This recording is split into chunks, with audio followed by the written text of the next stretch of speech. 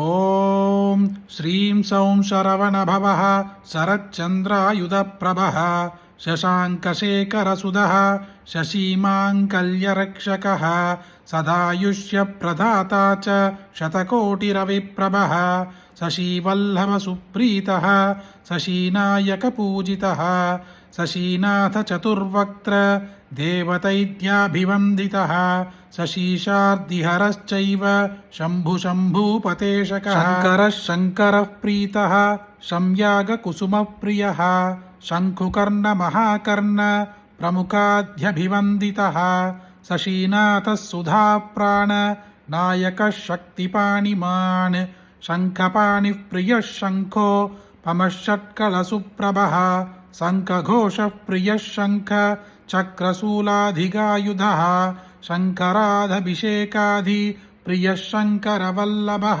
శబ్దబ్రహ్మమయశ్చైవ శబ్దమూలాంతరాత్మకः శబ్దప్రియः శబ్దరూపः శబ్దానందः శశీస్తుతः శతకోటిప్రవిస్తార యోజానాయతమందిరः శతకోటిరవిప్రఖ్య రత్నసింహాసనాత్విదः శతకోటిమహర్షీంద్ర సేవితో భయపాశ్వ్యభూః శతకోటిసురస్త్రీణాం నృత్తసంగీతకౌదుకः శతకోటీంద్రదిక్పాల హస్తచామరసేవితः శతకోట్యఖిలాండాది మహాబ్రహ్మాండనాయకः శంఖపాణివిధిభ్యాం చ పార్శ్వయోరుపసేవితः శంఖపద్మనిధీనాం చ కోటిభిః పరిసేవితः సాశాంఖ్యాదిత్యకోటిభిः సవ్యదక్షిణసేవితः శంఖపాలాద్యష్టనాగ కోటిభిः పరిసేవితः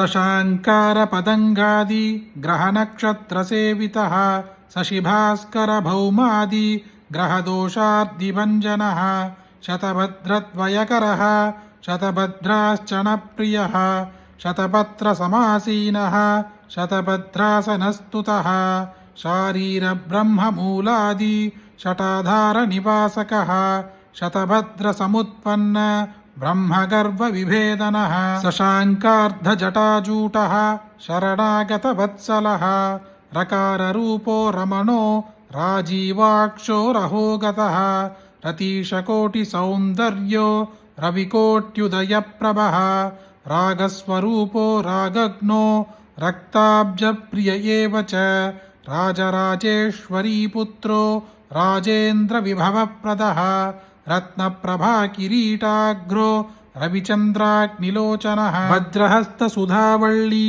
వామదక్షిణసేవితः వకులోత్పలకాదంబ పుష్పదామస్వలంకృతः వజ్రశక్త్యాదిసంపన్న ద్విషట్పాణిసరోరుహः వాసనాగంధలిప్తాంగో వషట్కారో వశీకరः వాసనాయుక్తతాంబూల పూరిదాననసుందరः వల్లభానాథः సుప్రీతో వరపూర్ణామృతోదధిః. ఎన్నో కష్టాలకు మధ్యలో ఉన్న మన జీవితములో ఒక మంచి మార్పు రావాలనుకుంటాము, ఒక మంచి శుభవార్త వినాలనుకుంటాము. అలాంటి వాళ్ళకి ఈ సుబ్రహ్మణ్య స్వామి స్తోత్రం ఒక మహాప్రసాదం.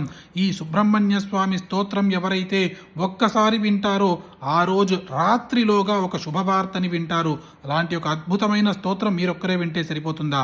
మీకు తెలిసిన అందరికీ షేర్ చేయండి. ఈ వీడియోని లైక్ చేయండి. మళ్ళీ ఇంకొక వీడియోలో కలుద్దాం. జయ జయ శంకర, హర హర శంకర.